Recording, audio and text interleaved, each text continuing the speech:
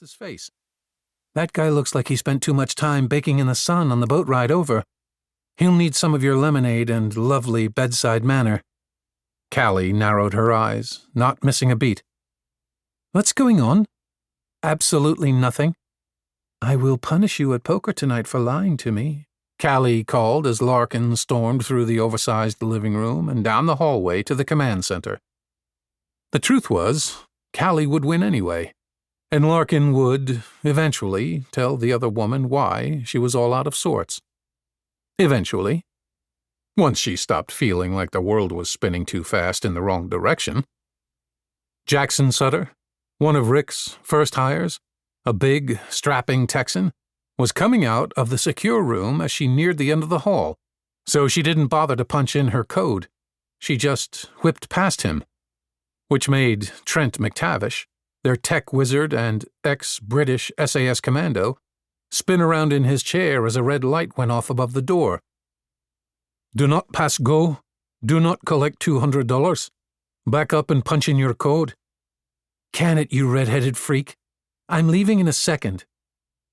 From across the room, Rick Amundsen laughed and stood up. "Larken, we have rules for a reason. Is it so hard to follow them?" "Yes, that's why I'm not in the United States Army any longer, and why you hired me for your United Nations of Badassery Brigade here. You look pissed, as my beautiful wife would say." Larken narrowed her eyes. Her boss was half Norwegian, but the other half was American just like her, and he'd been speaking English since day one. Why was he sliding under his ever-so-slight Nordic accent and pretending not to know the word for just how irate she really was?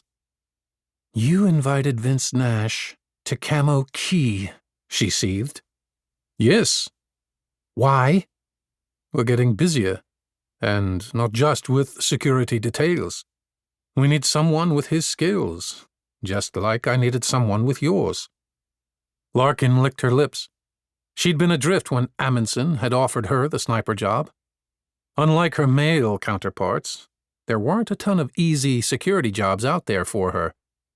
Impotent rage swelled in her chest. Why was she having this reaction? "Is it possible that you're overreacting a bit?" Larken looked around for something she could throw at her boss's head. She never claimed to have great career sense.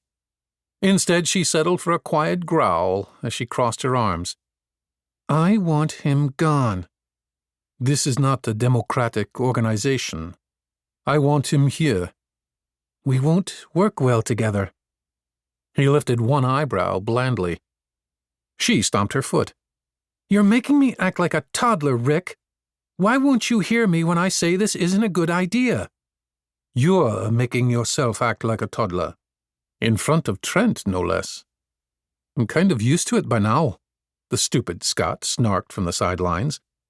"I take it you know Mr. Nash?" Rick continued. Larken hesitated. No, she didn't. Not anymore. "When I knew him, he was ambitious and selfish." Rick just shrugged. "Ruthlessness is a virtue in our business. So is loyalty." "Ah." Rick stood and crossed his arms in an annoying mirror of her stance. "Well, then we shall test that in him. It's one weekend. If you don't want him to stay at the end, then you can veto. But for now, I want to meet the man that riles you up. I think I'm going to like him." "Of course you're going to like him. He's a brother in arms. You'll drink vodka together and be best friends before you know it." "If I'm not mistaken, I think that's how you and I became friends as well." He nodded to the door. "Would you like to introduce me?" "I may have told Callie that he was suffering from heat stroke. She's probably tucked him into a sickbed by now." "No such luck," her ex-boyfriend said from the doorway behind her. She spun around and glared. "Out. You need a code to be in here." "I think we need to have a talk in private first. Deal with some of the history between us." He winked, his ego firmly back in place. She was quite certain that by deal with, he meant reenact with their tongues. The last thing she wanted to do was kiss Vince again. And now she sounded